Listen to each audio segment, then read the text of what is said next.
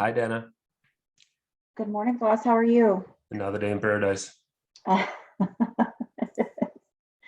is So actually a yeah, beautiful day here in Houston, but yeah, yeah. We used to. So I don't know if I told you, but I used to work at Goldman, right? And it's a bit gruesome, right? And I would come to the office, and I would people would say to me, "How you doing, Vlas?" And I'm saying, "Living a dream." And then I had a partner who's been there for I don't know how many years, a lot of years. And he was obviously and naturally cynic because by the time you spend more than 10 years in Goldman, your soul is completely dead. I'm sure. I'm sure. Yeah. And he would go, well, the nightmare is a dream as well. So I just decided to say another day in paradise. There So you go. yeah. Wow. He was pretty cynical. Poor guy. I hope Yeah. he's okay now. I hope he's Uh, enjoying life now. I mean, he has a lot of money. I'm not sure if it Yeah. makes him happy, but Exactly. Exactly. Sometimes it's not not the he's happiest. and he's still there. So Okay. he has been a partner for like 12 years, which is astonishing by the golden standards because they want people there for 3 years and then out because they make so much money that they need to Right. It's like keep a the turnaround yep, kind of thing. yep. They Yeah. they they need to have a new blood coming in, so they need that carrot to dangle people in. So No. I used to work in the bond business. uh-huh. It was a small boutique firm, and I remember working with the trading guys, and Yeah, I mean, it's crazy. It yeah, gets pretty cutthroat out there too. yeah.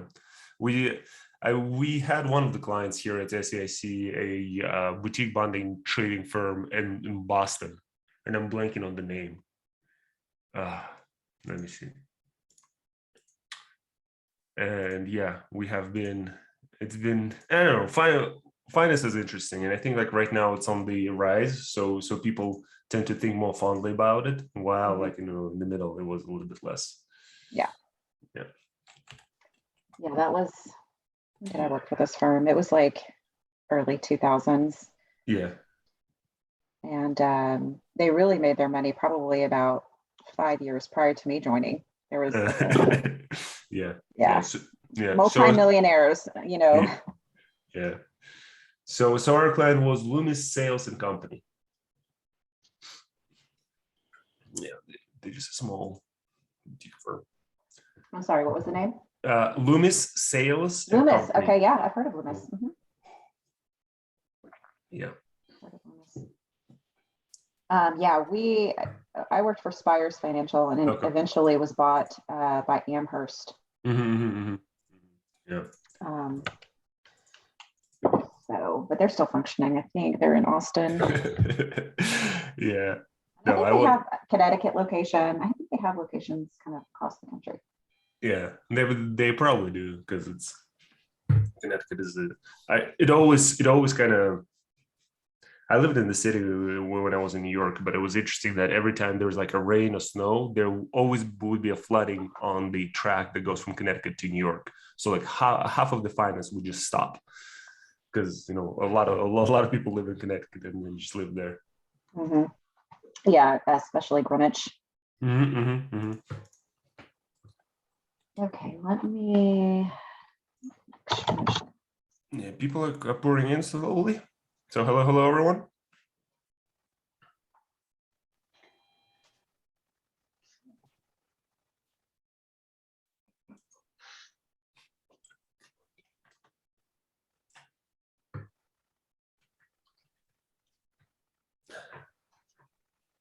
Morning, Blas.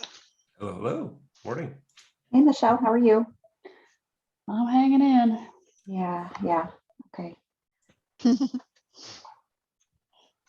you feel better. Thank you.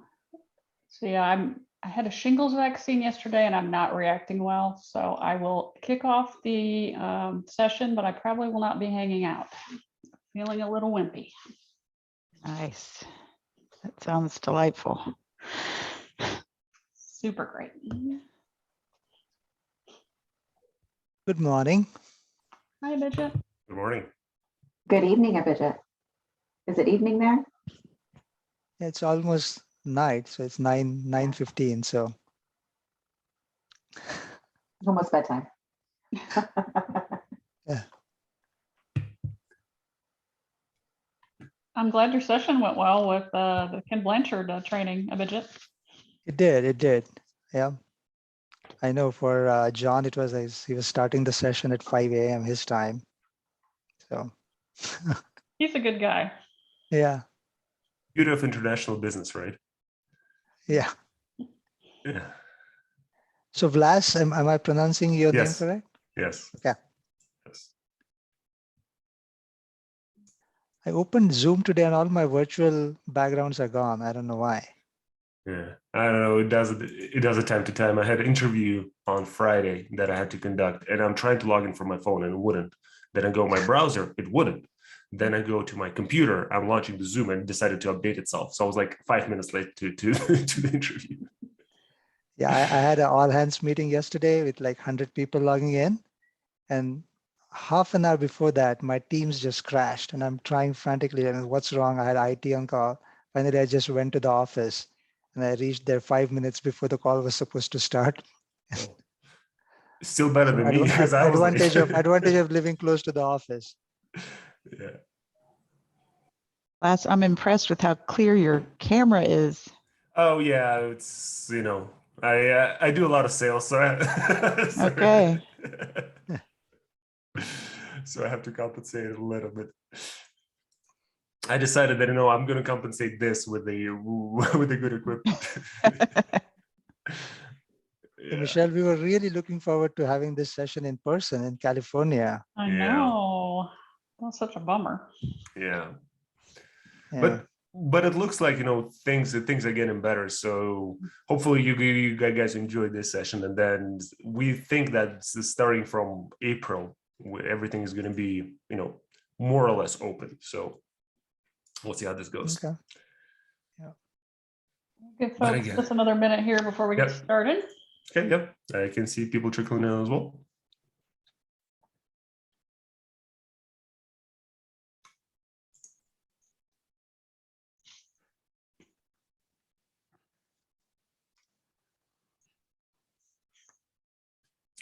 Michelle, and I believe that the video that I have recorded has been shared, right?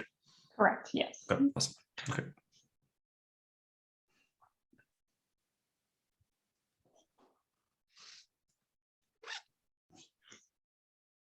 All right. Still missing a few. We'll give one more minute and then we'll go ahead and get started. Sounds good.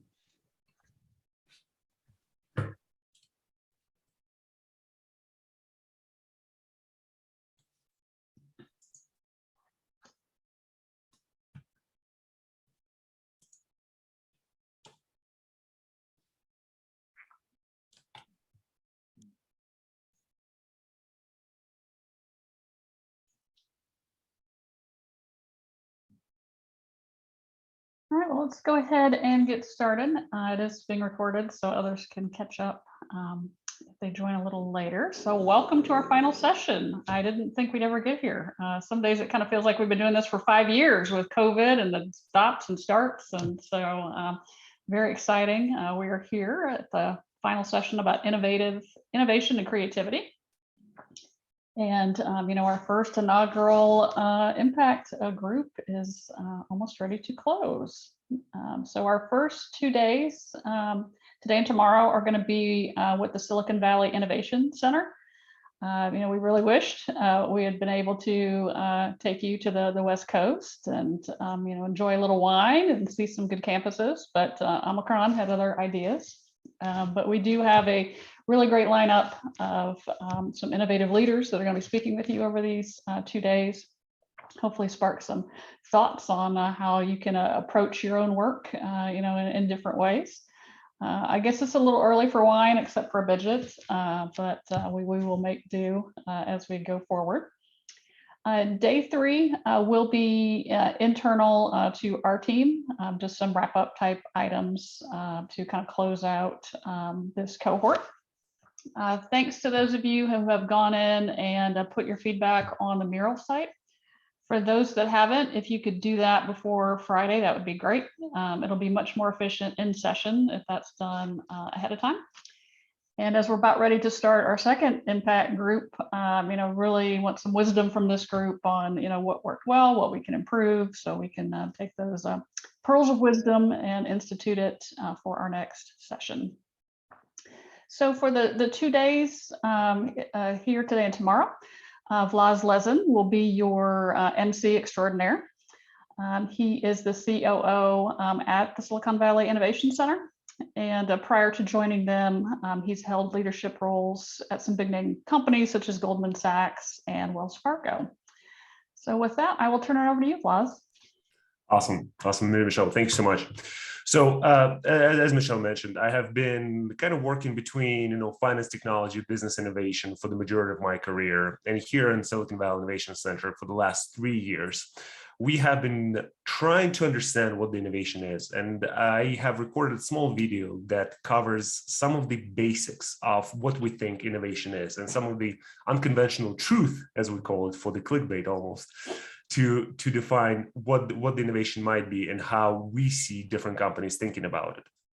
And I think that innovation in general is a very nothing word, if you will, right? Everyone kind of puts their own meaning, their own definition of what the innovation is in their organization or for them.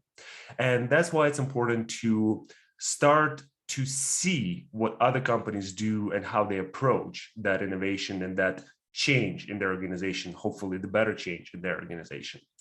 And that's effectively what we're going to do in those 2 days. So our first day is going to be presented by the leadership team from Facebook and Amazon, where we're going to talk a little bit more about the business models and the culture, why some of those Silicon Valley business models are actually much more lucrative and much more favored by the market than others.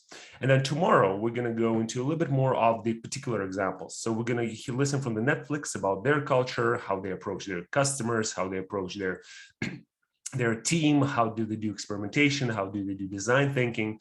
So I'm pretty sure that the majority of you all heard those words, but I think it's really important to see and feel and ask how those technologies and how those principles apply across the organizations that consider themselves to be innovative, quote unquote.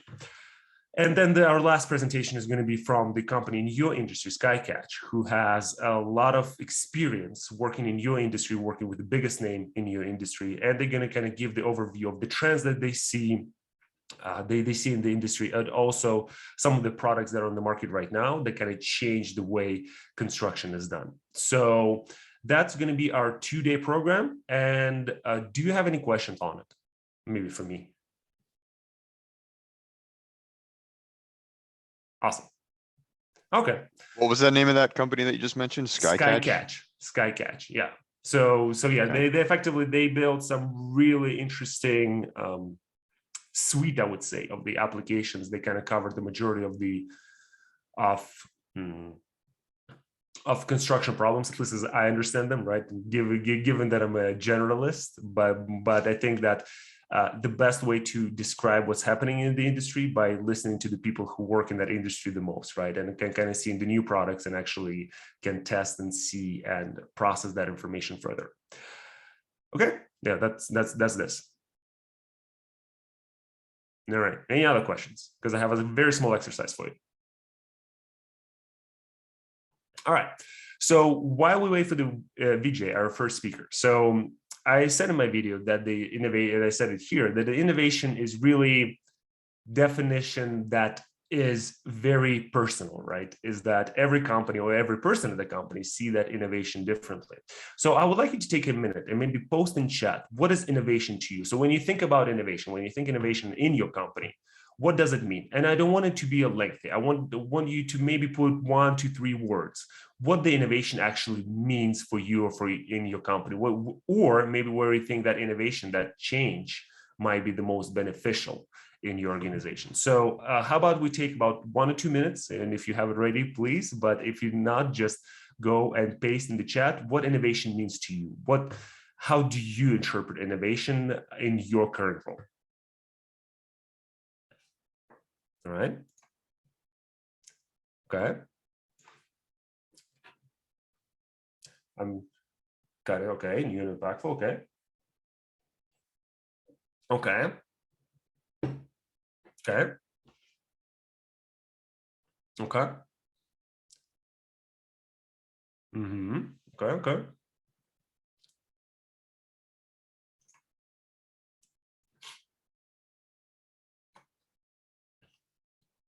Come on, don't be shy.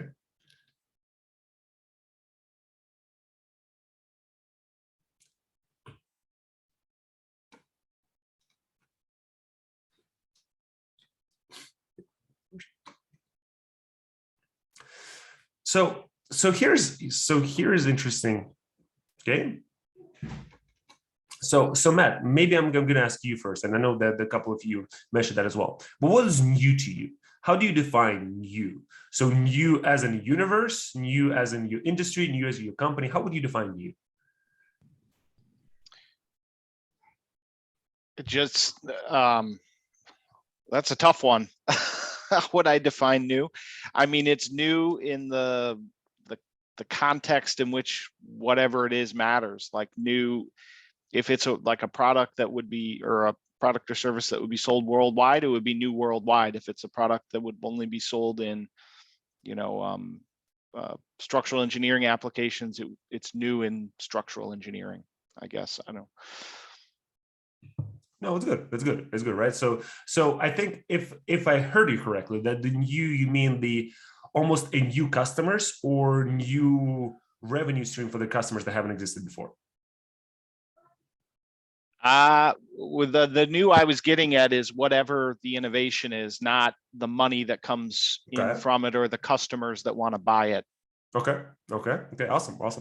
So then let me put a small bridge to it. So several of you mentioned that, you know, impactful incremental improvements. So how do you measure those improvements? If let's say if it's, you know, when it's money, it's kind of easy. You know, you either making more money or you saving money. But what do you put into the impactful or improvement? How would you measure that? So let me pick maybe on Jacob. Sure. Well, I think how we measure depends on what we're innovating on. Okay. I mean, so if we are talking about, there's a lot of ways to innovate, you know, how we do our business day to day, our operations. Some of that may be our engagement surveys that we do with folks. You know, if it is on an original technology or process that we're doing, you know, we see increases to new business, perhaps like that. Those are the ways I tend to think of measuring impact from innovation. Abhijit, you wanted to add something? Yeah, I think when I look at how can we measure it, I think, I mean, yeah, initially it will be making change in probably in the processes or how we do things. And eventually, however, it has to be something that adds to the bottom line. Okay. I mean, yeah, there will be some time of taking risk and failures, but eventually that should lead to addition in the bottom line profits. Okay. Yeah. Awesome. So Leanne, maybe a question to you. So you said the clever use of knowledge, right? So do you think it's more about the use, or do you think it's more about the knowledge? So do you think that you need more knowledge, or you need more, let's say, structure or approach or frameworks to use that knowledge? I think the knowledge is there. Sometimes we don't know how to daylight it towards whether it's an innovative strategy or catchphrase or campaign, just to get the world's attention. Okay, awesome. Okay, and I think it's really important and really sometimes hard, right? Because a lot of companies and a lot of trends that we see, right? If we open the reports, people are really focusing on some kind of the esoteric knowledge, right? Oh, we have this technology, we have that technology, and that technology brings so much value, right? But in reality, it's really hard especially if you're not in that field and you're looking not from the way, oh, how cool it is, but actually looking to how can it benefit me. That's usually where the problem is that yes, this technology might be amazing, but what does it bring to me? Is my organization ready to take on this technology? Do we have a framework to kind of put all of this in? Thank you. I think it's very relevant. Mark, maybe a little bit more to you. So you said disruption of norms, and let me ask you this. So the norms usually exist because the big organizations are very risk averse. They cannot, and frankly should not, take the risk as a lot of those startups. So how do you see that if you go and you disrupt those norms? How do you risk manage for that disruption? How do you risk manage for the disruption? Yeah. So like, for example, again, we have a certain norm and we're trying to change it, right? Therefore, something new always bears some risks. So how would you define that?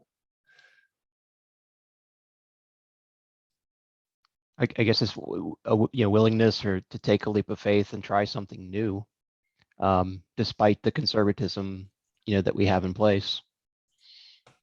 Okay. So for example, if somebody comes to you, right, and says, well, you know what, we have been doing it for 20 years, and now you ask us to change it. How would you justify it? I don't know. It's very conceptual, but like, where would you look at? Where would you start?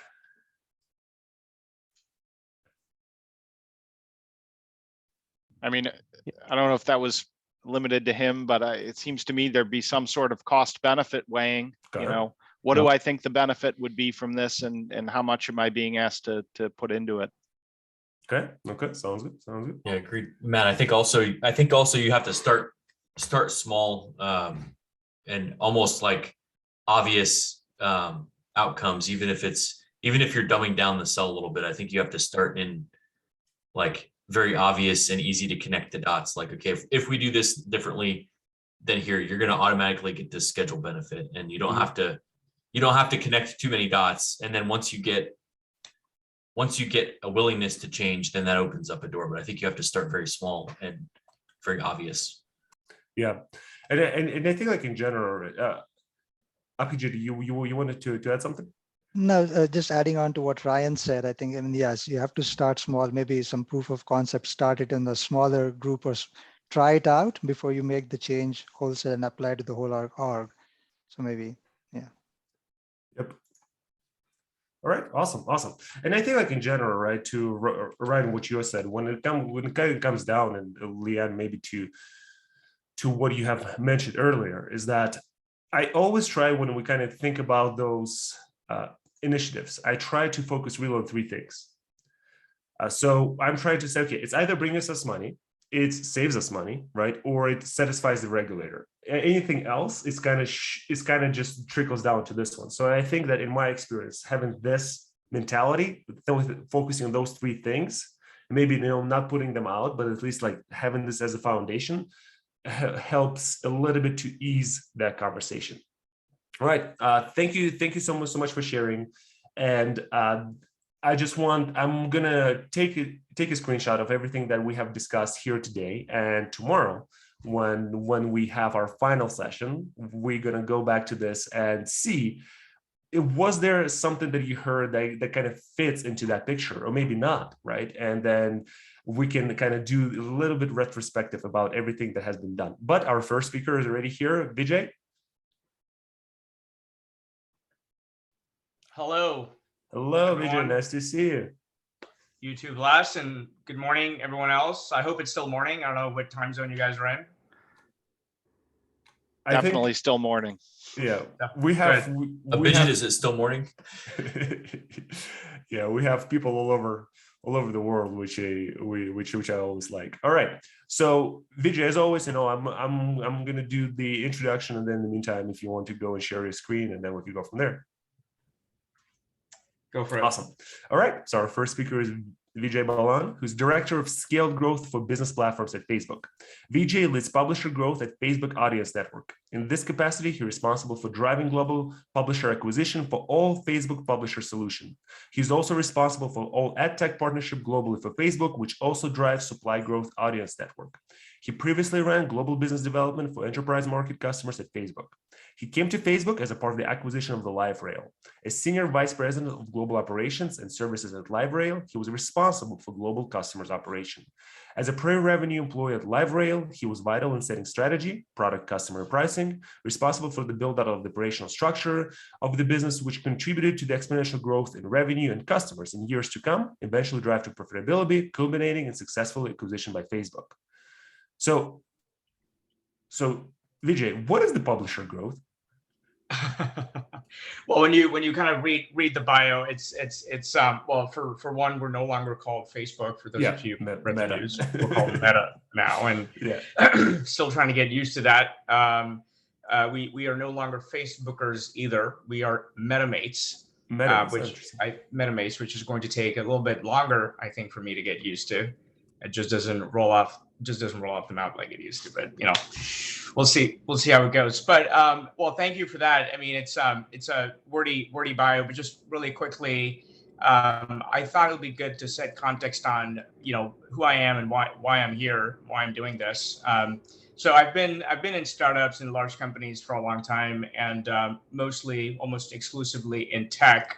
And I started my career in consulting, and I've kind of kept that hat on over time. And I've come to realize and really appreciate a lot of the shifts and kind of new business models and ways of thinking that kind of have like driven a lot of these companies that almost didn't exist 10, 15 years ago, or were really small 10, 15 years ago, to becoming like really large. And I think a lot of these insights that I have, I found it to be interesting to share with other people and see how it fits in other contexts. And the most exciting thing about this is in almost all cases I get to learn from folks like yourself. So this is no exception. I'm really excited to obviously talk you through my deck, but feel free to stop me at any time. This is a dialogue. It's hard to do on Zoom, and I totally get it, but I will take no offense to people speaking over me as I'm walking through this stuff. To just unmute and start talking. If you have something to share, it'll be great for the group to hear. If you disagree with me, even better. We can spar about it. That's always fun and exciting. And kind of those are the ground rules. In terms of the time that we'll spend together, we've got about 90 minutes. So I'm going to take the front half of the hour. We'll keep it interactive, but I want to share a few concepts around platform design and platform design thinking. As you're kind of taking this information in, I would encourage you to think about how this would apply in your context. And I did a little bit of research. It wasn't hard to find Walter P. Moore. You guys build some amazing stuff. I wasn't there, but I watched the stadium where we had our last Super Bowl a few days ago. It was fantastic. So I'm assuming you guys built that. Is that right? Nice. So, obviously very accomplished group of people here. So, try to think about most of this stuff within the context of your work and how this can be applied, because at the end of the session, we'll do like a 30-minute exercise that will help. We'll have you guys pick a problem or an idea that you guys have been kicking around and try and make progress on that using the framework that we've laid out. So that's the goal of that. So, and we'll do, if it makes sense, we'll do a breakout. We've got a fairly small group here. Some people are off screen. So maybe for the breakout, they can come back in, work on something together, and then share back with the group. So let's play it by ear. We'll see how it goes. And any questions before I jump in? Awesome. Great. So we're going to talk about platforms. So let me start with a quick question for the group. What's Tesla? Is it a car company or a tech company? Car company. Okay. Anyone disagree? Brian says both. Battery company. Dilip saying battery. Battery company. Okay. Well, yeah, I will give all of that. They definitely make cars. They definitely do make batteries. Yeah, they're definitely a battery company. There's one on my wall, which I think I overpaid for, but I do have one on my wall. They also acquired a company, and now they make solar panels that fit into the batteries. So there seem to be some type of solar panel company as well. Okay. They also make like really big batteries. I think this is a picture of a town in Australia that's being powered by a Tesla substation, which is basically like the way I think about it, the way I've been told is it's a really large battery. It's like a big old Duracell and thousands of them. So definitely battery company. This is a screenshot from the, for those of you who have a Tesla, this might look familiar or it might have changed. But this is basically a company that treats its cars like a device, like you would treat your phone. You get updates on it. And an update can fix everything from breaking problems that I ran into to measuring efficiency of your battery, improving efficiency of your battery. So they're also very much like a technology company. Like I don't think until Tesla came along, any other company was doing any meaningful over-the-air updates. There were some. They were mostly like when you drove your car into the dealership, they'd kind of get some information from your car, but you'd have to be in that spot in that specific time, and it was mostly diagnostic. Like this is really two-way communication, right? So I feel like they're a software company as well. This is a picture of the patent for using cameras to self-drive cars that they've released publicly. So like if you guys are interested in building a self-driving car, you can have at it apparently. And so they're also a self-driving company. So they're also building software that is really good at reading machine vision, so camera images to be able to make decisions. So that kind of crosses the threshold from software to AI, but still very sophisticated software if you want to stay there. And then they're making trucks. I just have to add this picture in because it's very cool. They're definitely an automotive manufacturer. So I mean, this is obvious. I think Tesla thinks of themselves and has kind of designed themselves to be a platform company. And I think of them as having three different platforms. They've got a battery storage platform, which they use in homes, in cars, to power towns, and everything in between, right? And they're going to keep investing in building the best, most effective, efficient batteries over time. And that has actually nothing to do, or very little to do, with the commercial applications, because they haven't figured that out yet. So they're really focused on, let's build amazing batteries. And then quite separately, they're really focused on, like, let's build amazing software that's going to help make the cars self-driving, that's going to help update the cars over the air, that's going to provide better battery efficiency based on the types of drips that you have from the battery. So there's a lot happening there. And one of the big parts of that software platform is the Autopilot platform. And so I think if you think of this within the context of them investing, like, where are they spending their energy? As a company, they're spending their energy on building three amazing things. And the outcomes of those happen to be cars and trucks and battery stations and self-driving vehicles. Like they didn't start with, like, they started with the purpose of, like, we're going to build one electric car. That's where they started with. But increasingly, the investments are lining up to building three amazing platforms. I think once you start thinking about the company this way, you kind of tend to dissociate yourself from the products that they sell, because that becomes an outcome. If you build the right platform, you will end up with the right outcome in terms of product. So that's at a very high level. One of the concepts that I want to land here today is, in order to think about building platforms or think about your company within the context of a platform, you have to let go of the end product a little bit, and you've got to step back and take a look at why do what we do, and we'll spend a little bit more time exploring this a little bit. Can I ask a question? So please. And maybe you're going to go here, but it seems like the logic of, okay, we need a car. People want cars. People will buy cars. There's a market for cars. It seems like I understand where we're going with this conversation, but when we start talking about platforms, we're a step removed from potentially the market or the product that there is a market for. So how do you, if the product that there's a market for is not the focus, how do you kind of connect those two things? I don't know if I'm articulating. No, good, if you're really going good, there. really good. No, really good question. Yeah. Really good question. So by not, so I want to tease this a little bit, because I think you bring up an excellent point. By not worrying about the end product, I'm not saying you're not worrying about the customer. Those are different things. I think if you think about, like, you have to keep your customer in the middle, and we'll spend a lot of time talking about customer experience, because I think that's a really core tenet of how people think about platforms. But losing sight of the product does not mean losing sight of the customer. So you still want to think about the platform in the context of the customer, but not necessarily in the context of this specific product that you are building. So yes, in the case of Tesla, people do care about cars. Like if Tesla was a great battery company and a great software company and a great autopilot company, and that's it, they would be like, what's that? It's like Mitsubishi or Panasonic. Like they're great at making batteries, like awesome batteries, right? That's kind of what they do.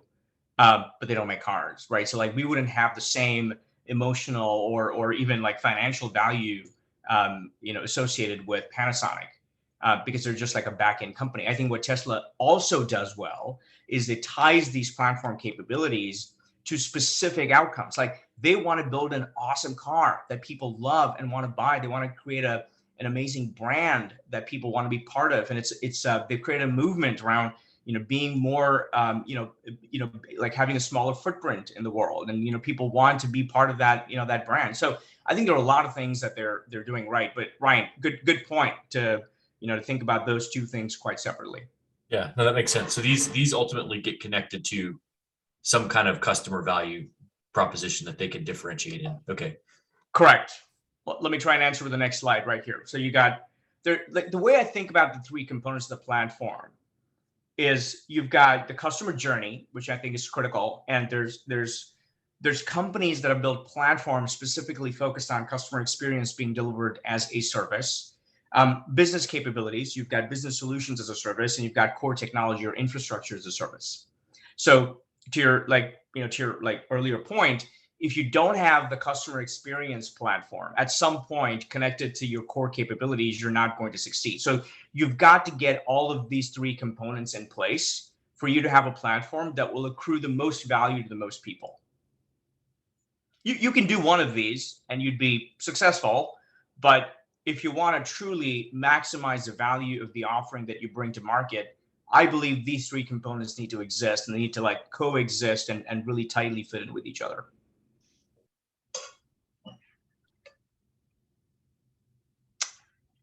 Cool. So what we're going to do is we're going to spend a little bit of time kind of deep diving into each of these. So we'll start with the customer experience as a service. Everyone knows Uber. So I love using this as an example because everybody simply gets it. Uber is, in many ways, can you guys see my screen? Yep. Oh, all good. It seems to have blanked out for me. I'm sorry, Yeah. Give me 1 second, guys. Okay. It seems to come and go. Let me know if, just raise your hand, let me know if my screen stops sharing for you at any time. Okay. But I will. Cool, thank you. Uber, for me, addressed a really significant pain point. I mean, when I live in the burbs in the valley, and I had to call this Verdo taxi every time I had to go to the airport, and like at 6 o'clock in the morning, I'd be, chewing my nails down, wondering if it's going to be there or not. And if it got there, it would be in a mess. It would smell bad, and I would have to pay cash. Like this was just all bad. It was just like really difficult process for what should be fairly simple.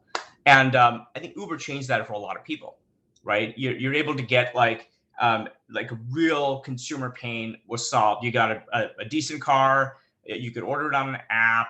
You didn't have to like pay cash. You could just pay through the app. It was relatively safe. Like, it kind of addressed 90% of the problems, right? But the interesting thing about Uber is, and it's interesting for Uber because this was their superpower over most other businesses. For most businesses, acquiring new customers or spending a lot of money to keep existing customers buying more product is the number one expense as a company. New user acquisition is a significant cost for any company. For Uber, they have to do that one time.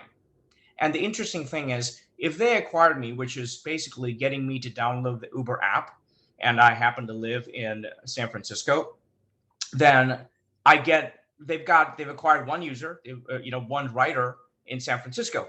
But the minute I get on a plane and I go to New York and I land in New York and I open up my Uber app, they just happen to magically, at no cost to them, acquire a new rider in New York City. And so, like, no matter where I go, as long as I've downloaded the app, the user acquisition is free to them. They're always able to get new riders in new locations without having to acquire that user again. If you think about a local taxi company, which is what would have been the competition, if I landed in New York, they would have to advertise to me to make sure that I pick that service. But I don't, because I already have the app. So this kind of, creating a really 10x, and we'll talk about this number because I think that's, 5 to 10x is the right number. If you can create a 10 times better customer experience, then you create this really sticky loyalty that drives, like, your experience as a customer is so good that you won't want to move back, right? That's sort of the tipping point that you want to look at. So that's one way in which a customer experience platform has kind of unlocked this new market and this new way of, car sharing or, ride sharing or riding, whatever you want to call it.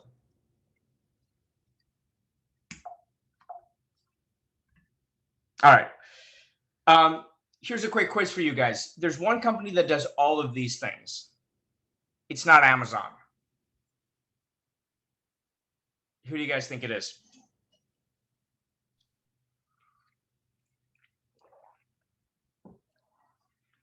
Google.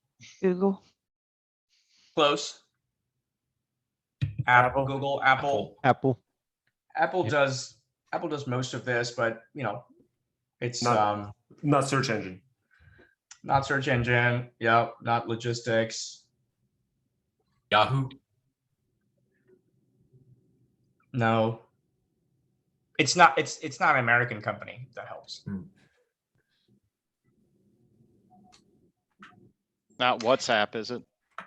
No, it's not WhatsApp. I wish.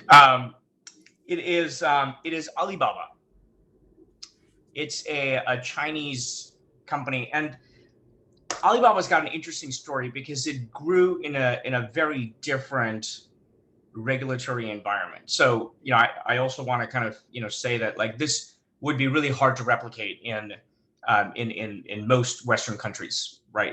You would not have the same kind of state sponsorship and other factors that contributed to it. But leaving all of that aside,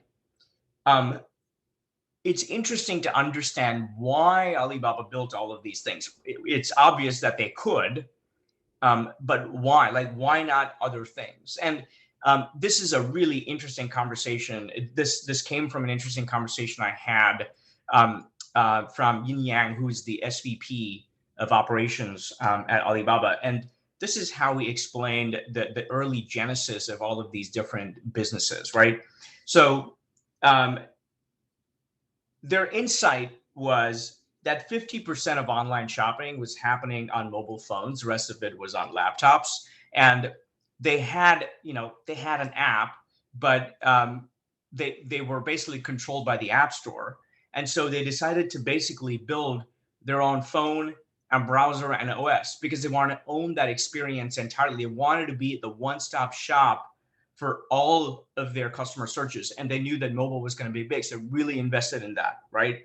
Then they realized that people were basically searching and they wanted to research products. They wanted to, look at reviews. They wanted to compare prices. And they were having to use third-party search engines to do that. And they weren't very good because they weren't customized to this specific use case. So they built a search engine, right? Then they realized that the buyer and seller needed to talk. So they built chat and messaging.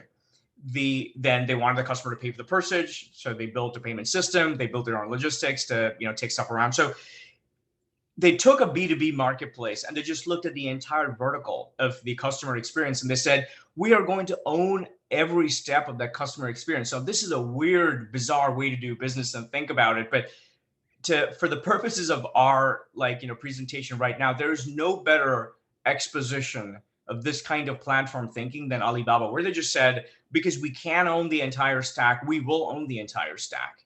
And while it seems like these are very different businesses that employ very different kinds of people, there's some synergy that are obvious, or some synergies that are not.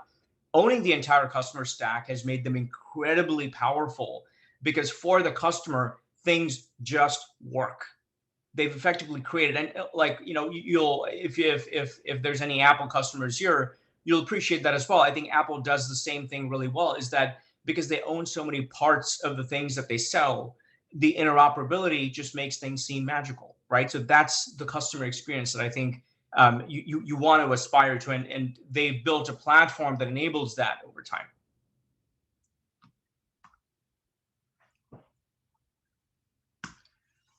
All right, so this one is probably fairly obvious. I'm sure everybody at your company and any company in the world uses some kind of SaaS software for, from email to customer relationship management to payments to procurement. Like there's a bunch of softwares anywhere. The thing I want to talk about was the most profound shift that happened in customer relationship management, like CRM software, which moved from Oracle to Salesforce from a leadership standpoint, several years ago. And while it's obvious that cloud was a thing, and there were it was a much more modern software, and honestly, it was better than Oracle, which was really old and built, a decade ago. There were other factors that I think really contributed to that change, and I want to talk a little bit about that because that goes into the thinking and the business model of how these cloud companies, tend to operate. That's different from traditional on-premise software companies, which is what Oracle used to be at the time, right? So, and I used to be, in full disclosure, at one point used to sell Siebel software, and it would, come in a shrink wrap box. It would be like 25 CDs, and you'd have to actually put it in a UPS thing and ship it, right? Like this was physical software, and this was there at the time. But the interesting thing was you would pay a cost, an upfront fee to buy that box. So you would recognize it as like expenditure, capital expenditure. You would look at it and say, okay, this is money that I've already spent on something, and I can amortize it over time. That's how it would work. In addition to that, once you bought the box, you bought the box. You've committed. If your employees don't like the implementation, it doesn't work for you, it doesn't have all the features that you want, or your company grows and the software is not able to grow with you, too bad. You've already committed to it. You can't uncommit from it. And the cost of not just buying the software, but implementing it is completely sunk cost. Like it's done. Once you put that money in, there's no getting it back, right? So I think if you look at this compared to what happens with Salesforce, is Salesforce basically went to market and said, this is not CapEx, this is OpEx. You pay me $50 a month per user, and that's it. There's no commitment. Try it out. If you don't like it, move on, right? And the cost for you is marginal, right? You're not paying all of this money up front. And if your company grows out of Salesforce, great, you can go do something else. That was the most important innovation that Salesforce was able to make in how they sold the software. This was the pitch. And I've been into a lot of these pitches, and this is how I found the audience really react, is like, great, I don't have to commit to this. I don't have to sign a big check, and I can try it out and see how it works. That's really powerful. And that started a wave of many of these, business solutions that went the way of from on-premises SaaS. So yes, the technology is superior, but I think the innovation is really in the way they design the platform and how they charge their customers for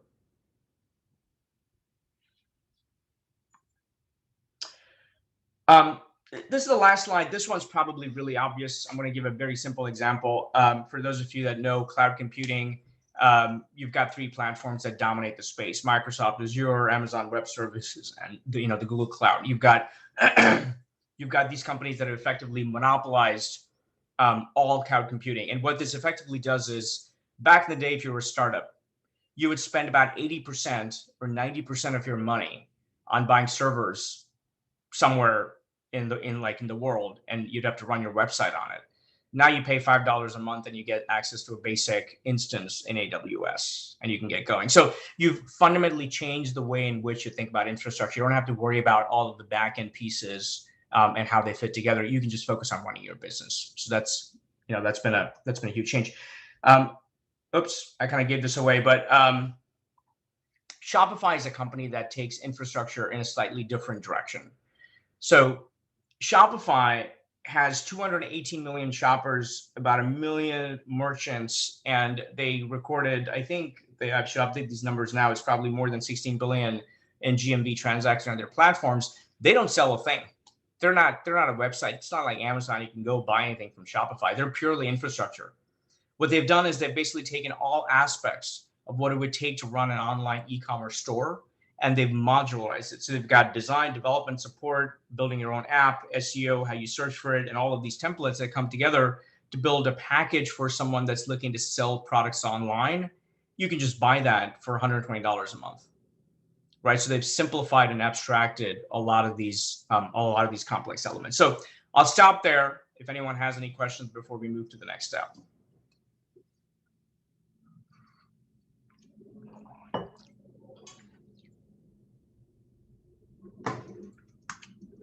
At the risk of being the only annoying person that's going to talk, I'll ask another question. Can you, like, just as probably a lot of us are in primarily professional services, and kind of connecting the dots to these three platform philosophies, I guess I can understand them in the context of each kind of company application that you've given, but can you help us a little bit process,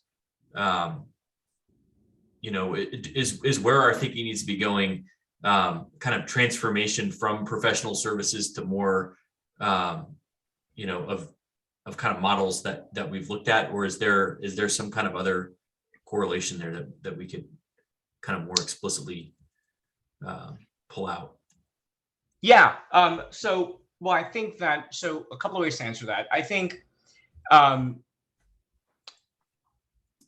any kind of product or service or good that you are trying to provide to a customer at a super high level, you can choose to think of it, and I've tried to give examples that are as varied as possible, but you can try to turn it into thinking about it as a platform for two reasons.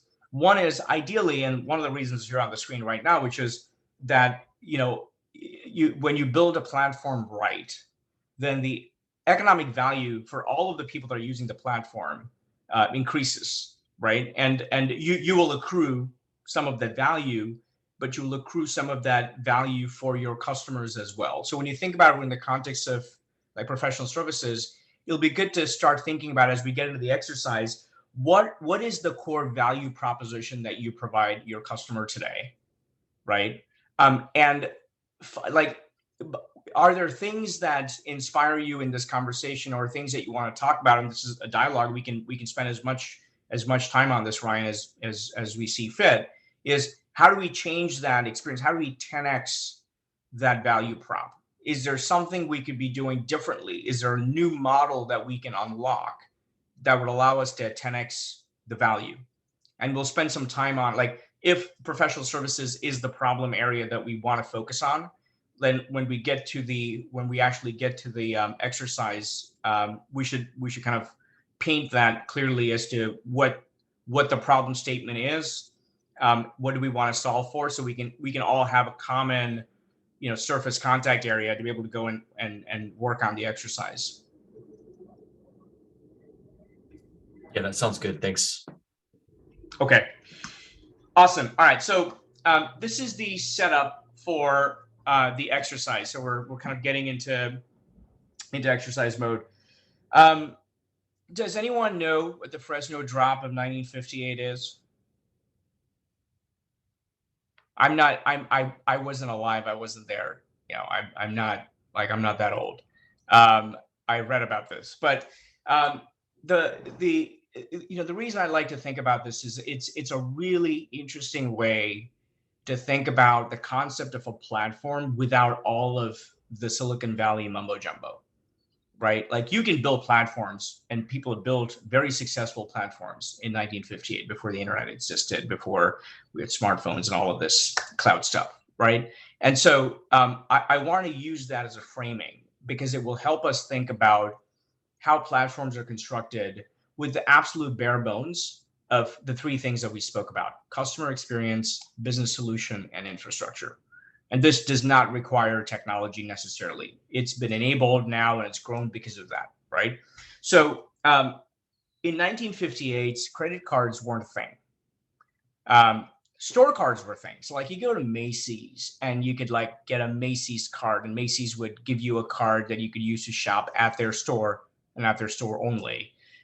And it would be primarily reserved for customers they kind of knew, and they knew would purchase a lot. So it wasn't necessarily designed the way we think about credit cards today. Scorecards were fundamentally different. And you'd have to have obviously one for every store you frequented. So, it wasn't like the cards that we have today. So Bank of America thought, well, wouldn't it be cool to have one card to rule them all? right? Like have a single card that you can use pretty much anywhere in any of these stores, right? And so the customer journey, the customer experience that they wanted to unlock was this. They said, okay, one card for any store, right? The second is instant credit. So you walk into the store, you don't have to worry about paying in cash or paying by check. You just use the card without having a store card, right? You can just use that. The convenience is amazing. You have a single card. You can go anywhere with that card. And the third is the way they went to market with it was this was a status symbol. It was like the iPhone of the 1950s. It's like you wanted to have one of these. Like this was cool, right? So there was a brand associated to it. So people wanted to be part of this new thing that they were launching, right? Okay, so sounds like a good customer experience, at least several X better than what one would have, which is primarily paying by check or happening to have a store card, right? How did it affect the businesses? What kind of business capability did they improve? So if you were a store, right? If you were maybe not Macy's, but if you were a smaller regional store, which was the vast majority of stores at the time, is if you had to take credit, you had a fairly onerous bookkeeping process. You had to like manually write the stuff down, right? And like that got taken away because Bank of America came and said, hey, we'll do the bookkeeping for you. We'll just send you a statement at the end of the month with all the things people bought from your store on our card. And guess what? It takes you about 90 days to collect from these customers if they use your store card or if you gave them credit on your own. We'll turn that to net 10. So like we'll send you the statement and 10 days later you'll get paid. And obviously no collection risk because Bank of America said anyone that buys anything on my card, I'll take the risk for it. So I'll pay you regardless of whether I collect from the customer or not. And for a lot of small businesses, they didn't have to deal with all of this, plus no postage, no labor, no hassling their customers. Like this was a several X improvement over their current operation. This was massive. And not only did it simplify this operation, it also allowed them, and they didn't realize it right away, but over time they realized it unlocked a lot more spend. People were spending money they didn't have. Now, that may not be a financially prudent thing, but people were effectively using the credit cards to spend money that they didn't have just yet. They were effectively leveraging credit against a future payment that they were going to get, right? So that was resulting in more and better and effectively, increased sales for each of these stores. So that was a net positive. And infrastructure, Bank of America could issue a card that says Visa on it, and they had to sign up merchants. They had to maintain this kind of infrastructure underneath that would underpin all of this, which is issuing the card, signing up the merchants, making sure we're tracking who paid where, and then making sure that the right person got billed for it, right? So this was what it was. So in 1958, what Bank of America did was they did this drop. They basically went out there and they gave 10,000 cards in Fresno to a bunch of people that they knew that were existing customers. And they said, try this out, right? And, 50 years or so later, 60 years later, we find ourselves today, which that AmeriCard branch of Bank of America that launched the card is now called Visa, which is one of the largest payment processors and credit card processors in the world, right? So clearly, customers love the offering, businesses love the offering, the infrastructure worked, right? So now this is a picture of the footprint that Visa has today. Massive, right? Massive opportunity unlocked there. So let's look at, now this is the exercise. And so Ryan and others, think about how you're going to put your professional services question that you had within the context of these three things. So you've got a customer, you've got a supplier, and you've got a platform, right? So if you think about, in the context of this exercise, if you think about the value proposition that was unlocked by the card, you've got those things. You've got one card for any store, instant credit, convenience, status symbol. That's what makes the experience better for the customer. You've got a bunch of things that make the experience better for the supplier. And there's a bunch of things on the platforms that you need to do in order to enable the first two. So that is stuff you're doing. You're building something that enables the other two entities to extract value. Okay. Now, is this sustainable? So it's great that you've created a product that everybody wants. Is it going to make any money? Is it going to sustain itself? Right. So on the customer side, you've got quick access to credit. On the supplier side, you've got lower cost, higher customer reach, low risk for the supplier. And the way you balance out the quick access to credit for a customer is by charging interest fees on payments that are not made on time, fees for merchants, and a small transaction processing fee on top of that. So you're effectively taking a little vig on all three parties or all three platforms. You've got a way to make money from your customer, but you've made them enough, you've kind of created enough value that they're not complaining. You're making a little bit of money from your merchants, you've created enough value that they're not complaining. And you're providing a valuable service that underpins all of this, and you charge yourself a small transaction fee and no one's complaining, right?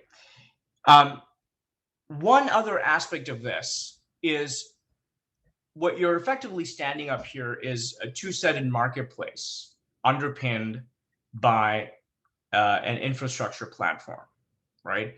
Now, if you've got too many customers that got the card, you got 10,000 customers that got a card, but nobody was able to use it in stores because the merchants weren't convinced, then you've got a problem. So people have this really cool card that they can't use anywhere, right? On the other hand, you signed all the merchants up and not a lot of people signed up for the card. Then the merchants are like, well, we spent all this money getting our systems ready and no one's showing up with your card. So you need to get both of them right. You need to kind of build a loop, and that requires sequencing. So how do you sequence this? So what Bank of America did was they started with the customer. They said, if we create enough value for customers and customers like the card and start using the card, merchants will come. Because effectively the pitch to merchants is, there are people that are going to show up and buy more stuff from you. Do you want more stuff to be bought from your store? The answer is probably yes. So let's not worry about trying to convince the merchants first. Let's do that second. So they got people to sign up for the card, and then they went back to the same town in Fresno and they signed all the merchants up saying, we've got 10,000 people with these cards. They're going to be showing up at your store anytime. And you can have this little thing on there that says, we accept this Visa card, and you're going to spend money. I'm like, okay, great, sign me up, right? Once you do those two things, then they invested in building out the platform. Now, obviously, today the platform is the largest part of the Visa business, but it didn't start out that way, right? And that's important to realize the difference between sequencing and investment. There's a fourth element that I want to talk about, which is platform companies have an interesting way of creating winner-take-all equations. So if you get to a certain tipping point and you get big enough and you create enough of a moat, you can effectively take the market, right? And let's understand how to assess that, right? So from a customer perspective, is the Bank of America card the winner take all? No. I mean, I've got a couple of credit cards that are not Bank of America card. There's hundreds of cards out there. You've got Capital One, you've got a bunch of other companies that are doing it. So clearly it's not a winner take all market. They unlocked an interesting concept, but they also created competition. A lot of other people said, oh yeah, I could do this. I could offer a credit card and run it on the same rails, right? So yeah, that's not a winner take all. For suppliers, definitely no. Because they want competition. They don't want to pay a single credit card processor higher fees if there's no competition. So they want competition, so fees get lowered. And second is, hey, I like more credit cards better for me, right? If people have more than one card and they want to come and spend more money, I'm totally down for that, right? So I'm not going to stop you from having more cards. So it's not winner take all for them. But on the platform side, yeah, close. I mean, you've really got two major platforms left.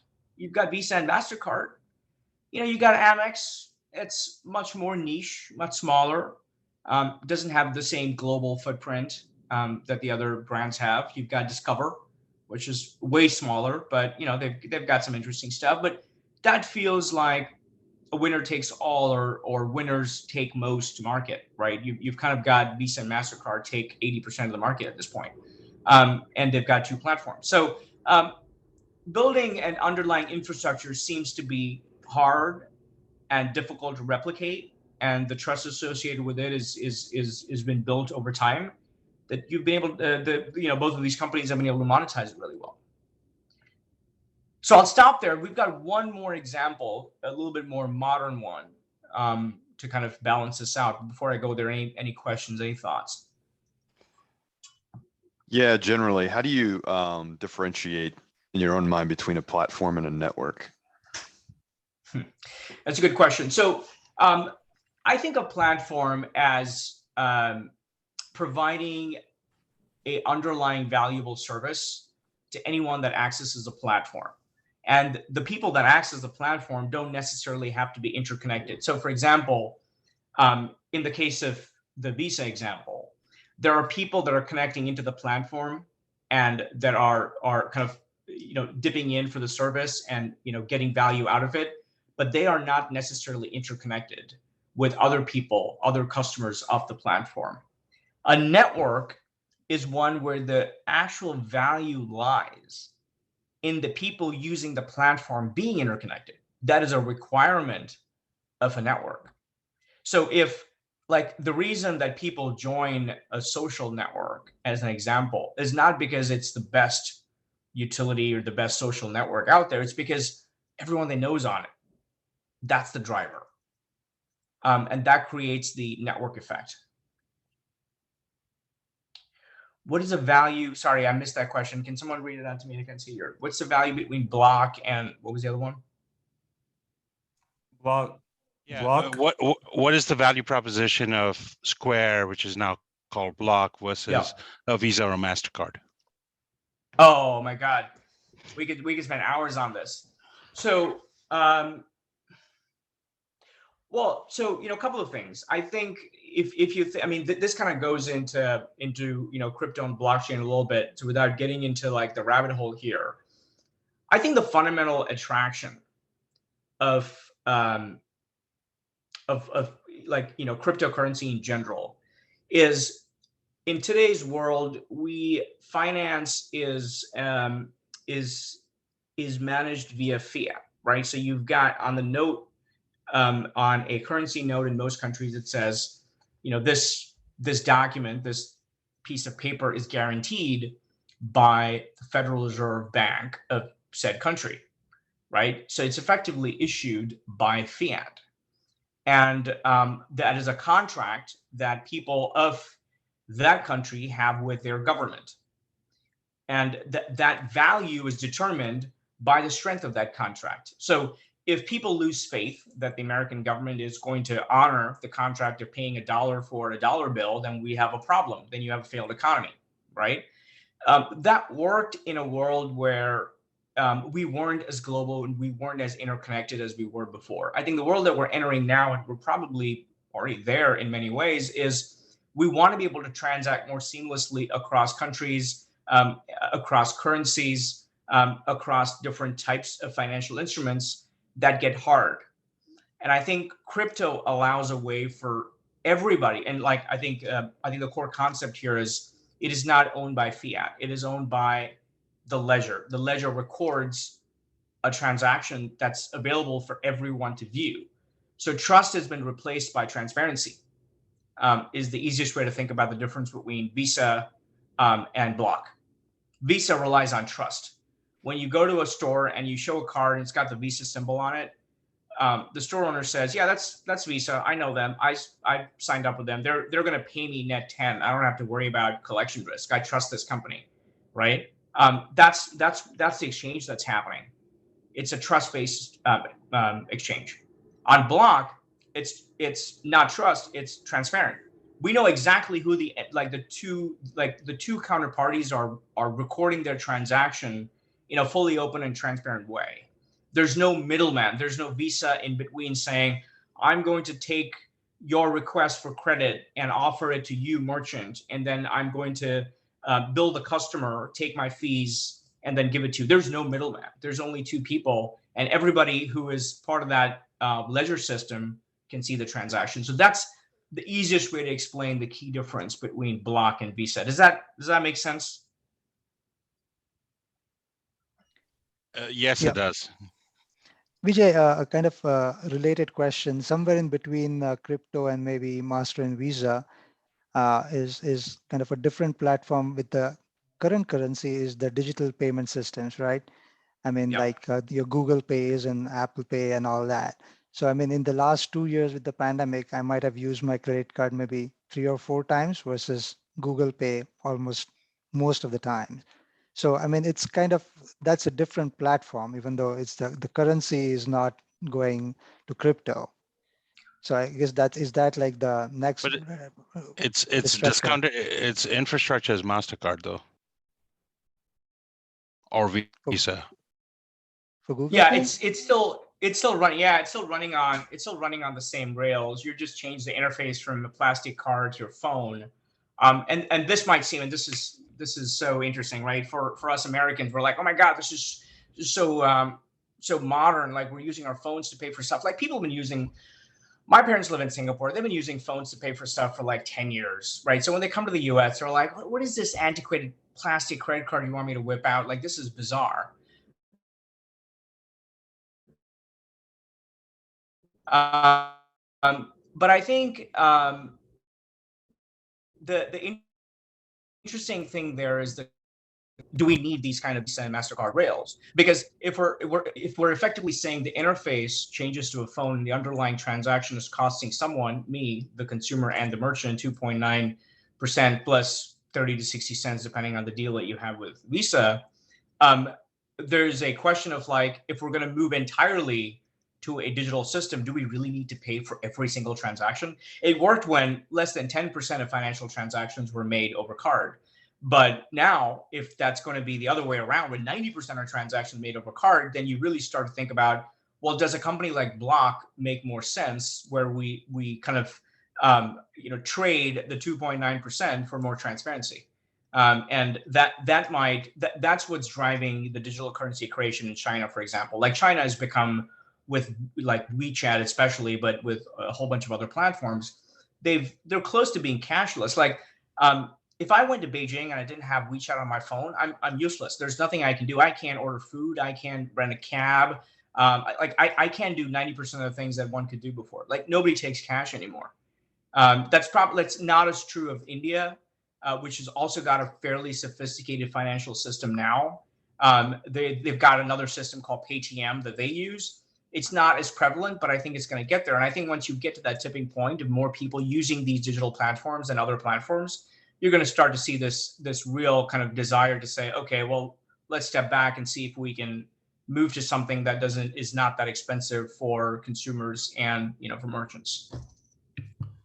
And if I may, I wanted to add something that we kind of get. We do discuss this a lot. Is that there is a big difference between platform and decentralization, right? Platform is, while it has its own sort of costs, right? As I said, companies need to make money, but then at the same time, you do actually have almost an arbiter, right? Almost a third party that helps things happen, right? And you can actually refer to them if something goes wrong. So it actually increases the trust. So like in the cryptocurrency, if you put it in the wrong account, well, too bad, right?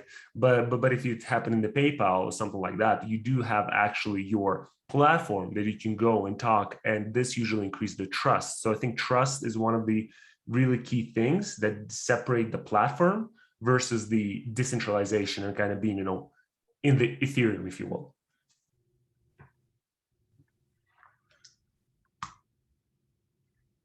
Yep. Cool. So let's look at Amazon as another example within the context of the same exercise that we were doing to see how they've bridged the gap between, they started in the 90s when the internet was still fledgling, and they've obviously done decently well, I'd say, until now. So let's kind of track that and see how that went. So simple business, right? They're basically a website that connects suppliers and buyers, right? They're basically asking people to list your stuff on Amazon.com, and people come and buy it. They're a classic retail play, right? That's how they started.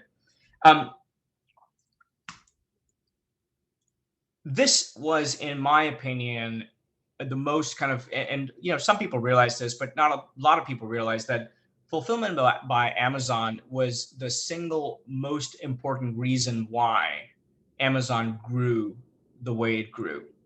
So most other platforms have the concept of retail and marketplace. So if you went to eBay, for example, right, it's purely a marketplace. These are people that are just other vendors are selling stuff, right? They're just posting their stuff on eBay and you can buy directly from them. eBay takes a fee on top. It's a classic marketplace play. Most of the other, companies were e-commerce play, like they would sell their own products. So, classic retail. And then you had retail plus white label. So you go to Costco, you can buy a bunch of stuff. You can also buy Kirkland's signature, right? That's their version of it. So these were the three models, right? Amazon did both, right? Not because necessarily that it was unique. I think the innovation there was they said, what we want to do is take that's the Amazon app. What we want to do is we want to build an infrastructure that supports both direct sales as well as marketplace sales. So like I'm selling you as Amazon stuff, and then I've got vendors that are selling on my platform. I want to make sure that the customer does not see the seams. So for a customer today, and I think this changed over time, if people have been Amazon customers for some time now, I don't know if you remember ever seeing a marketplace order being shipped differently than an Amazon order. But now I can tell if I'm a Prime customer, everything shows up at my door in 2 days. The reason that's happening is because they offer this fulfillment by Amazon product, which basically makes it so that the product that they are repping from a vendor in a marketplace sits in the same warehouse right next to the products that they're repping themselves. So they've effectively taken away the complexity for me as a customer from having to decide whether I want to buy this product from Amazon or I want to buy it from a vendor. It doesn't matter. So really strong customer experience.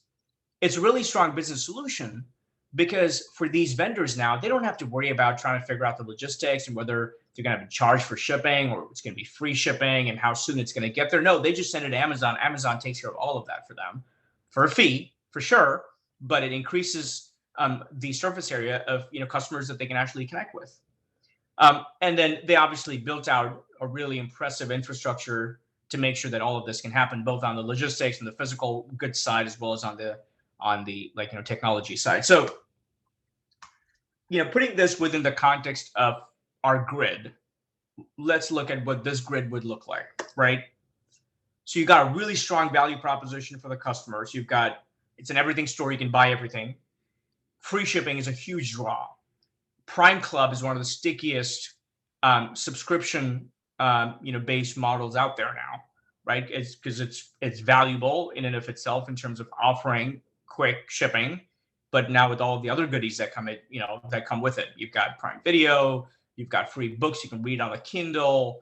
It's just there's a ton of benefits that they've tacked on over time. For the supplier, it's really interesting because you've got unlimited shelf space. If you're part of the FBA program, it's easier for you to acquire customers because you show up in the first 10 listing because it's free shipping and it's going to get you in 2 days. That's what everybody wants. And what they've come to realize over time is people that are signing up for Prime or using Amazon and want products quickly are less price sensitive. They're not worrying about spending $1 more or $1 less. As long as it's a good product, it's got good ratings, other people have bought it, and it's going to show up in 2 days. Yeah, sure, I'll take that. Right? So they become a lot less price sensitive. And on the platform side, this is not easy, but there's a lot of work, but that's really strong value proposition. You've got direct customer interaction. You're really owning that relationship. And you basically have logistics, fulfillment, high availability, right? So you build all of the underlying platforms there. Is the business model sustainable?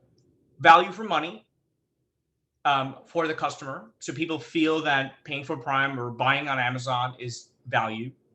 The suppliers feel like they have massive customer reach, and FBA democratizes the supplier. This is a really important point that I want to really push on is FBA effectively makes any supplier anywhere in the world have the same access to shelf space, if you will, in the store as any other supplier. So you're effectively coming in and you're saying, if I walked in and I typed in keyboards on Amazon, I'm going to see a list of 10 keyboards, and all of those keyboards are from either Amazon or their own vendors. It doesn't matter. They effectively democratize. So there's no ranking that happens where Amazon's keyboards sell first and others sell later. You can obviously buy an ad to boost your listing and all that stuff, but you effectively democratize that first page. And for the platform, it's great. They charge a listing fee, they've got a margin from the GMV, and they also charge for FBA, right? So good business to be in for sure. This one's got a slightly different sequencing, right? So they definitely focused on customer first. They had a great website, and they had a great app. They really wanted to make sure like the customer experience and service was really good, but they didn't go after suppliers right away. They decided to build the infrastructure first. So for the longest time, you had a great customer experience for buying Amazon goods, but everything else on the infrastructure side was really focused on making sure the experience was great. And then they built that out to the point where they were really good at getting logistics right. They were able to kind of make sure that they could deliver in 2 days. They had high availability warehouses. And because they were able to do that, they were able to unlock the supplier segment and offer this value. So the sequencing for them was slightly different. A question from Dilip, actually, 2 questions. What about the pricing leverage between Amazon and Fulfilled by Amazon? Pricing leverage. So I guess what you're talking about is Amazon effectively having a say over what the price should be for products that are sold in the marketplace. That's right. I mean, you could buy things cheaper on Amazon prior to the FBA solution, but that was cheaper than the vendor would sell themselves, right? And if with that, they basically equalized what the vendor can sell in the marketplace and what they sell it for. It's just equal, right? Obviously, otherwise, why would anybody buy from FBA? So, yeah, totally. And like, and I think that's right.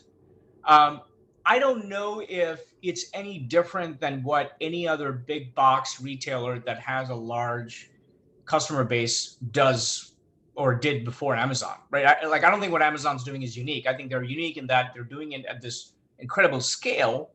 But I'm fairly certain that Walmart, Sam's Club, Costco, all of these guys have tremendous amount of supplier purchase power, right? They're kind of going in, they're cleaning out these people and saying like, if you wanted to offer me for 10 cents less, I'm gonna give your oatmeal bars, prime placement, or I'm not gonna buy it, right? So, do you think it's any different what Amazon does? Well, I guess because I think most of these other firms started from brick and mortar to e-commerce, and Amazon's the other way around. Now they're kind of really with FBA is basically created their own brick and mortar without paying a dime for it, right? Yeah. So, and they've got free warehousing, et cetera, et cetera. So it's a little different because I think the approach to customer loyalty is very different. There's a Walmart shopper and may shop in Amazon, but they've got some loyalty to Walmart because it's driven that way. So I think there is a realization there. So I don't know. I mean, yeah.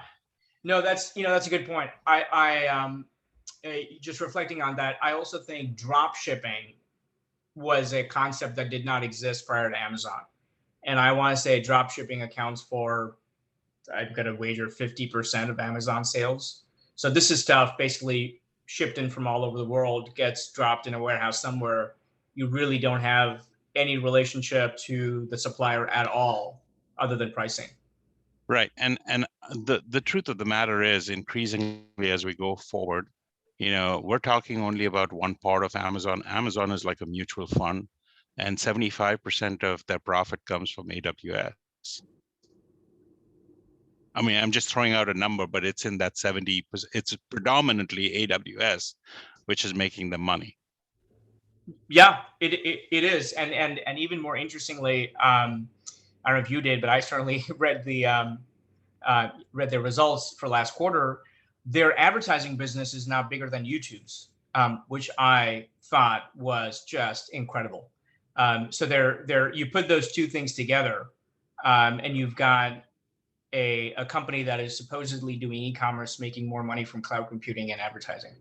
Right, which is amazing because most of the other firms are getting blocked by by the technology of the phone, right? I mean, Meta is running through that a challenge because of what I don't know what you're talking about. Okay. Oh. No, you're right. You're right. I think the difference there is because Amazon owns their app and they own their customer relationship. I think they've been, and I think Google as well has been much less impacted by the Apple changes than Meta, because I think Meta is much more exposed to being able to have information about the user. Because like if you look at Meta surfaces, are mostly lean back, right? You're kind of like wasting time on Instagram or Facebook waiting for your Uber or a bus, or when you're waiting at the checkout line. There's not a lot of lean in intent. When you're going into Amazon and you type in keyboard, guess what? You're looking to buy a keyboard. You can make your advertising really targeted, and that's information Amazon has. They don't have to get it from anywhere else. That's true. Cool. Awesome. So just on the last piece here before we get into the exercise, and I want to spend a few minutes just getting everyone's thought on the exercise, but we kind of spoke a little bit about this in, I think, Dilip's question here, which is it a winner-take-all business? And I think for Amazon, it's increasingly looking that way, right? Which is which I think was one of the other questions that came up: is this is this turning into a monopoly? I think there are aspects of Amazon's business that look dangerously like one, right? You've kind of got this this locked in, consumer base. You've got this really kind of, adversarial in some cases relationship with suppliers, because you can drive pricing to, the point that you want to. And you have the platform, like you've invested in building all of these warehouses in places over the last 50 years. Like it was interesting. Walmart has this hub and spoke model where I think they have like 140 warehouses in the US. I think in comparison, Amazon has 50 large distribution centers, but they have over 700 small last mile delivery centers. Like the scale is like fundamentally different, and the infrastructure build out is fundamentally different. They've basically taken the model that we need for today, because people aren't going to stores to buy, they want stuff delivered home. Walmart isn't ready for that. Amazon started there, right? And so they built their infrastructure in a very different way. So that was obviously, part luck, but also, part execution. They saw this trend and they really invested in that trend. So yes, I think that you have a much higher likelihood of winner taking all here. Can I just make another point? I think what Amazon does is that if they're using a series of vendors, they basically create a company around any of the vendors to replace the vendors ultimately. For example, they bought a robotics company that replaced, they worked with the robotics company and then bought a robotics company and decided not to sell that technology to anybody. And now they're ready to sell it to others because they've got enough lead time and an advantage over it. So what UiPath is doing, Amazon's already done, because they bought this small company from Connecticut that allows them to kind of move stuff around their warehouses. So very interesting approach. So yeah. Did they do the same thing with I forget the name of the doorbell company that they acquired? Ring. Yeah, Is it Ring? Yeah. And now I think like Ring is the preferred. I mean, you can buy the other ones on Amazon, but I think like by and far, like Ring is a preferred. When you type in doorbell, you're definitely going to see doorbell show up, and you're going to see the Ring doorbell show up. Yeah, and you don't see any more UPS trucks. You see Amazon trucks delivering your last mile. So that's right. Yeah. So that's right. Yeah, and like just to kind of talk about this and kind of add one more thought here is. This is also the reason why I think Walmart fundamentally failed. So Walmart acquired Jet several years ago to compete with Amazon specifically. And I think one of the big misses there was Walmart's understanding was we're really good at retail. We're just not good at e-commerce. And so if we acquired Amazon, if we acquired Jet, we would get better at e-commerce. And I think there are like a few fundamental differences. One is the one that I mentioned about how the distribution centers are set up, right? Like they've got a very different, like the Walmart distribution center network does not have what it takes to do 2-day delivery, to do last mile delivery, because they're still relying on UPS or USPS to complete that last mile.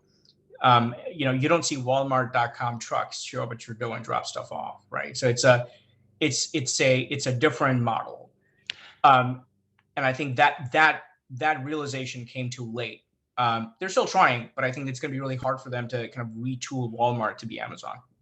But I'll tell you where it's going to happen. It's going to happen in India because they beat Amazon by buying Flipkart. Yeah. So you're going to see that because Flipkart is the Amazon of India, and these guys are Walmart is quite present there with, I think, 80% stake in Flipkart. So yeah, I think another area where they're going to succeed, both in the U.S. and other places, is groceries. Their grocery delivery business is actually tripled over the last 18 months. This is before the pandemic, and it's grown nicely during the pandemic. But I think groceries don't lend itself well. Groceries is an area that Amazon find it hard to compete in.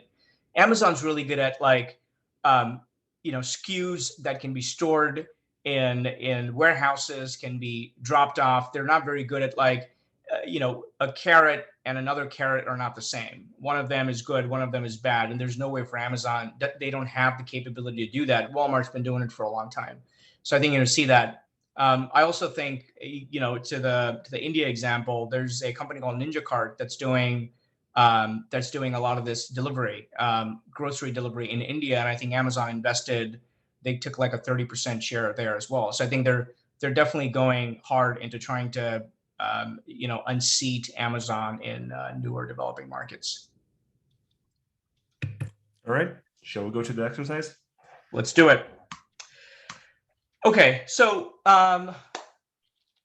whoever wants to, throw out a problem that you think you want to solve together as a team, we can do that. We're going to focus on the stronger value proposition and the sustainable business model. Those are like the two things that I want us to really focus on and try and take away from. And here's the easiest way to think about this. So like this is the guardrail.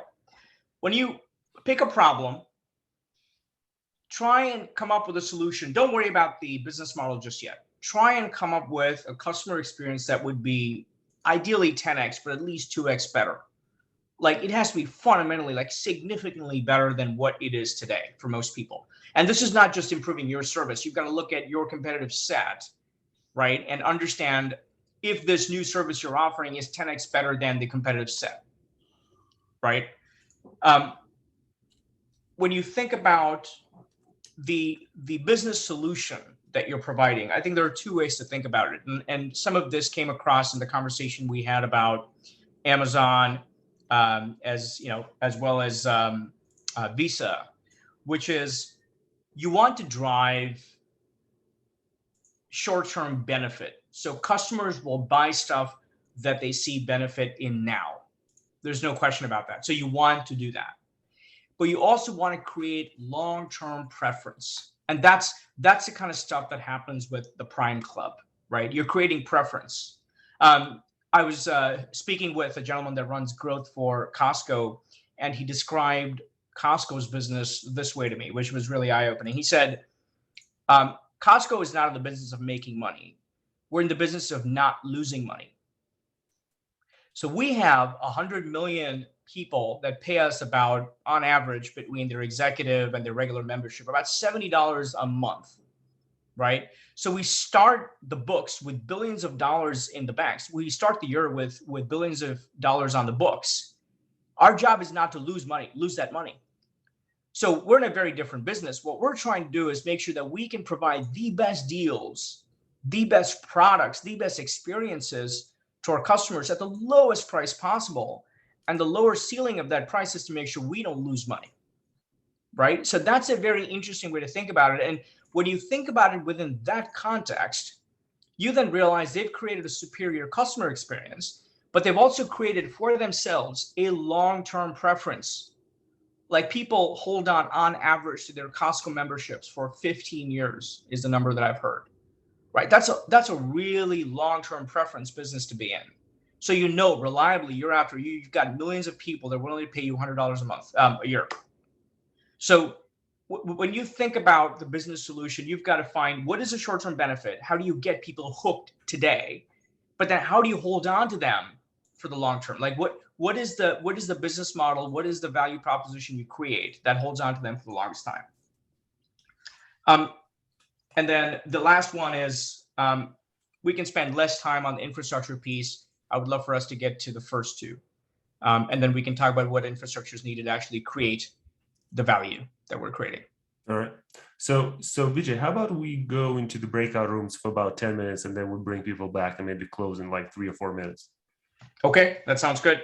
Awesome. All right. So what we're going to do, we're going to put you in the groups and kind of think about it, right? And I think it's very important when we think about the customers, right?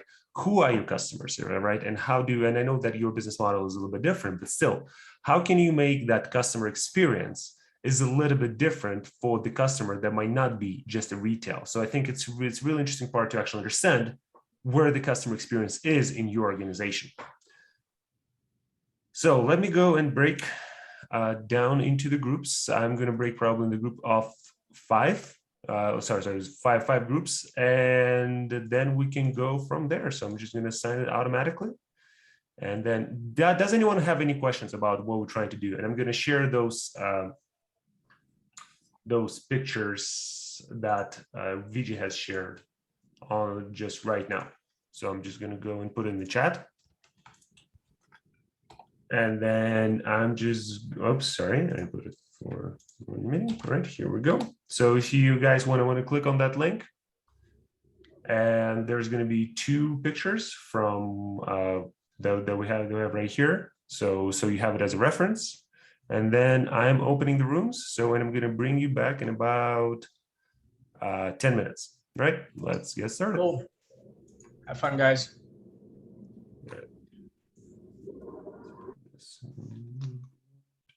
All right, cool. All right, so welcome back, everyone. Hope you had a good discussion going in. Vijay, I know we breaking on time, but we do have a pretty long break after that. So if you can, we can go into that just to spend a little bit more time. Sure. Yeah. I'm very curious to hear what the groups came up with. So let's please do that. All right. So any volunteers? So I will be calling on you either way. I'll go first. All right. So I was in the team with Avijit, Dilip, and Joe, and of course myself. We looked at it as from a service line offering, and that is from a diagnostics offering. So in our business, we're investigating, evaluating the built world and solving problems, mitigating risk with our clients. So our 2x, 10x here is we're going to sign ourselves up with clients who are typically owners or asset holders. And it would be a subscription service where they're going to rely on us to mitigate the risk. And as a precursor to that, we will have access to all of their assets. We'll create structural models of them. We'll know them in and out as far as how to evaluate the risk when it occurs. We'll also sign them up with a robotics program, drones and various other types of robots that will be able to scan their building and assess the situation remotely. And that could be done almost real time on the fly. So that's a value proposition of ours. So our suppliers here are contractors and material providers. And so there's going to be a collaboration here that when there is a risk event, we're able to rapidly assess it, come up with a solution for it, and the contractors and vendors or material suppliers on the vendor list will be able to address that per our direction. And our fee is going to be somewhat of a subscription service, but also embedded within the contractors and material suppliers in order to resolve the issue on that particular platform. And with the platform, we would be leveraging technology to build our moat around there to keep the others out. And others on the team, did I miss anything?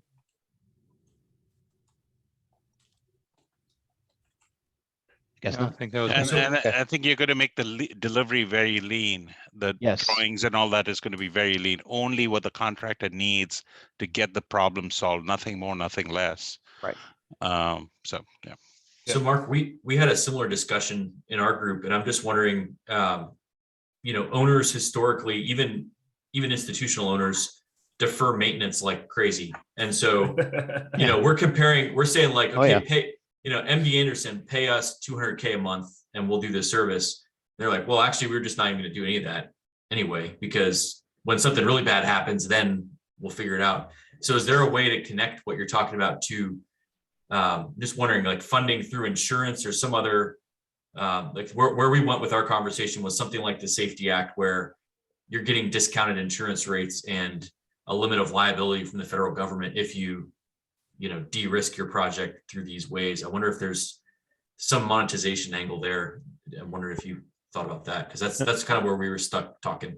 No, that's a good point. And we were talking about, of course, key clients first, at least trying to launch this and then be able to scale from there. Yeah, you're absolutely right. There are many, many clients out there that don't want to pay. We also talked about clients bypassing us and going directly to contractors as well, which is a challenge we have. Yeah. And I think on that front, right, we just coming a little bit from the kind of startup land, right, is that so sometimes we saw some of the customers bring in their customers, not only to contractors, but maybe to the startups, to the solution providers, to the technology providers, right? And then like, okay, one of our customers have this problem. How are you going to solve this, right? And one of the interesting thing about the bypassing that we noticed some of our clients did, they effectively created an escrow account, right? So effectively that, one of the big problems is the payment. So the idea is that, all the payments are done by the third party, and that becomes a little bit, depending on the situation, it becomes more trustworthy to do it through the platform rather than trying to deal with each other. I have a quick question, and this is my NAPD. I don't understand the space at all, but is there a way to bundle insurance with maintenance? Like, fear is a great motivator for things. Yeah, we would say it's fear, uncertainty, and doubt. Right. The client needs to understand that. Yeah. I mean, it's a fact. Otherwise, they don't move. I just think that if you have enough history on the client, 3 to 5 year history, delivering through the old model, you could probably make a case for, you're already giving me this volume, and I'm going to discount my charges right now, and you paid me this much, and I'm going to give you 30% break if you go on this program. So you need to have a client, and it's not going to be for everybody for sure, but then the adjacencies of other practice areas within the company, or even other clients in other practice areas, by using this model can create something. So if you want to experiment with it, you just need one client, and you need to be committed, and you need to make an investment in doing it, and everybody needs to, and you got to kind of pitch it, right? So if I'm an institutional client and I'm paying Walter P. Moore annually $1 million in fees, and if somebody says, listen, I'm going to give you a $250,000 discount, and I'm going to make it better for you, why wouldn't they go for it? It actually sounds a little bit like a cybersecurity. Vijay, have you heard about the cybersecurity insurance? Yeah.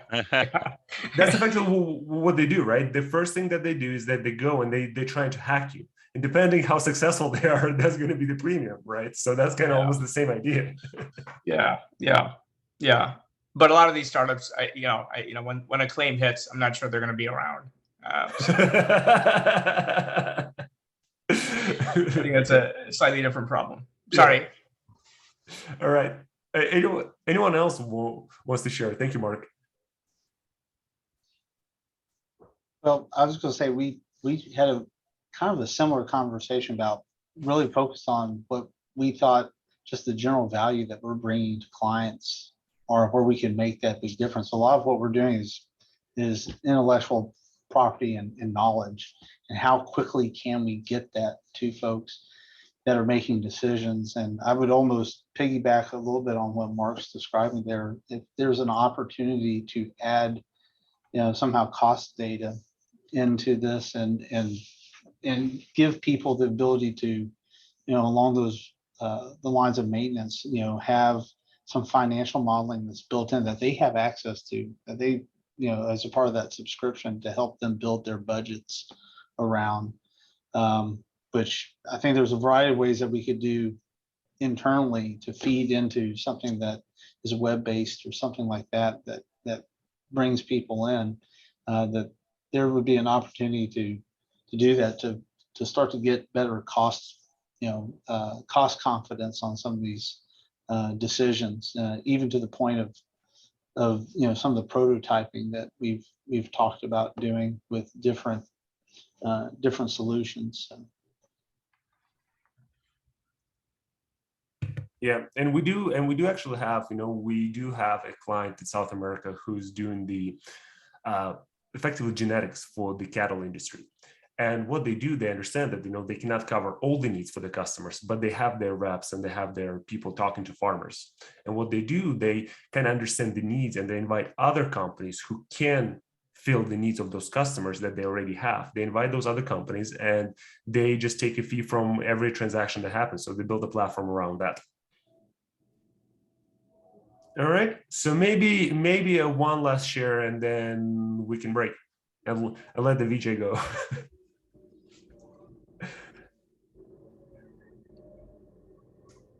All right, how about we go, Vijay, how about you talk about your group, Room 5?